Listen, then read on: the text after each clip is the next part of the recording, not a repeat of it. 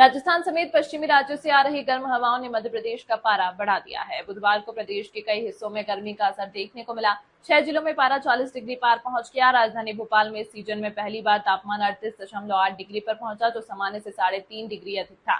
इधर राजस्थान में भी बुधवार को अधिकतम तापमान 41 डिग्री सेल्सियस को पार कर गया। हालांकि एक्टिव पश्चिमी विक्षोभ के चलते सीमावर्ती जिलों में तेज आंधी के साथ हल्की बारिश होने की संभावना है, जिससे तापमान में 2 से 4 डिग्री सेल्सियस तक की गिरावट देखने को मिल सकती है।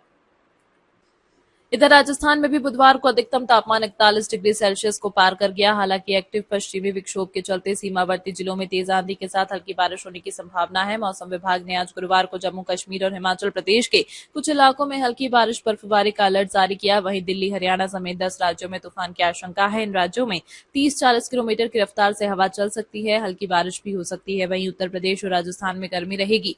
मौसम विभाग के मुताबिक इस साल उत्तर पश्चिम भारत के राज्यों में हीट वेव के दिनों की संख्या लगभग दुगुनी रहेगी। मौसम वैज्ञानिक सोमा सेन रॉय ने कहा, पश्चिमी भारत और मध्य भारत में सामान्य से थोड़ी अधिक हीट वेव की स्थिति रहने की आशंका है। 28 फरवरी को मौसम विभाग ने मार्च से मई 2025 के लिए हीट आउटलुक जारी किया था। इसमें चेतावनी दी गई थी कि देश के अधिकांश हिस्सों में अधिकतम और न्यूनतम तापमान सामान्य से अधिक रहेगा। आमतौर पर देश के 13 प्रदेश को हीट वेव प्रोन स्टेट माना जाता है। इस लिस्ट में राजस्थान, पंजाब, हरियाणा, चंडीगढ़, दिल्ली, पश्चिम मध्य प्रदेश, उत्तर प्रदेश, छत्तीसगढ़, उड़ीसा, महाराष्ट्र में विदर्भ, गंगा के तटवर्ती पश्चिम बंगाल के कुछ हिस्से, तटीय आंध्र प्रदेश और तेलंगाना शामिल हैं।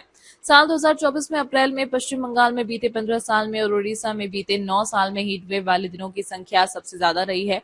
जब किसी क्षेत्र में तापमान सामान्य से ज्यादा हो जाए और वहां तेज लू चलने लगे तो उसे हीट वेव माना जाता है। इतनी ज्यादा लू लगातार 2 या ज्यादा दिन तक रह सकती है। मौसम विभाग के मुताबिक आमतौर पर देश में हीट वेव तब चलती है जब मैदानी इलाकों में तापमान 40 डिग्री सेल्सियस, समुद्र तटीय इलाकों में 37 डिग्री सेल्सियस और पहाड़ी इलाकों में 30 डिग्री सेल्सियस या इससे ज्यादा हो जाए। किसी क्षेत्र में तापमान सामान्य से 4.5 डिग्री सेल्सियस ज्यादा होने पर हीट वेव और 6.5 डिग्री सेल्सियस ज्यादा होने पर सीवियर हीट वेव कहलाती है।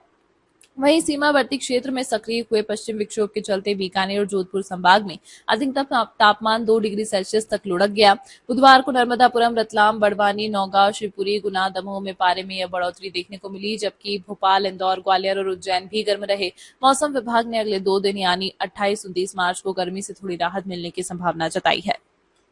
अगर आप किसी मुसीबत में हैं और मदद चाहते हैं तो पुलिस थानों के लैंडलाइन नंबरों के भरोसे न रहें, क्योंकि ज्यादातर पुलिस थानों के नंबर बंद पड़े हैं। पटाल में यह सच सामने आया। रिपोर्टर ने पुलिस की वेबसाइट और इंटरनेट पर उपलब्ध प्रदेश भर के पुलिस थानों के लैंडलाइन नंबर पर फोन किया।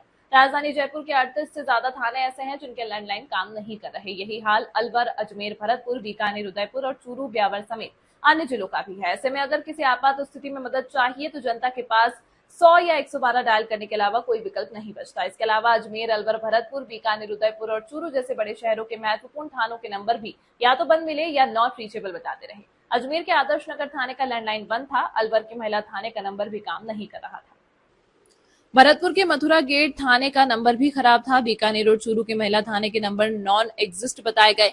उदयपुर के प्रतापनगर थाने का भी यही हाल था। पड़ताल के दौरान जयपुर के 38 से ज्यादा थानों के लैंडलाइन नॉन वर्किंग पाए गए। वहीं कुछ थानों के नंबर तो पुलिस विभाग की आधिकारिक वेबसाइट पर उपलब्ध ही नहीं थे। कुछ लैंडलाइन ऐसे भी थे जो लगातार बिजी आते रहे, जिससे संपर्क कर पाना असंभव था। इनमें बगरू, बिंदायका, वैशाली नगर, गांधीनगर, कानोता, मोती डूंगरी, आमेर, भट्टा बस्ती, जयसिंहपुरा, खोर, महिला थाना नॉर्थ, मानक चौक, नाहरगढ़, रामगंज, संजय सर्कल, शास्त्री नगर, सुभाष नगर, सांगानेर सदर, आंधी, जमवारा, रामगढ़, महिला थाना ग्रामीण, मनोहरपुर, नरेना सहित कई अन्य थाने शामिल हैं। जयपुर के बगरू थाने का भी लैंडलाइन नंबर करीब 5 महीने से बंद पड़ा है। सूत्रों के अनुसार लैंडलाइन का बिल समय पर जमा नहीं हुआ, इसलिए नंबर काट दिया।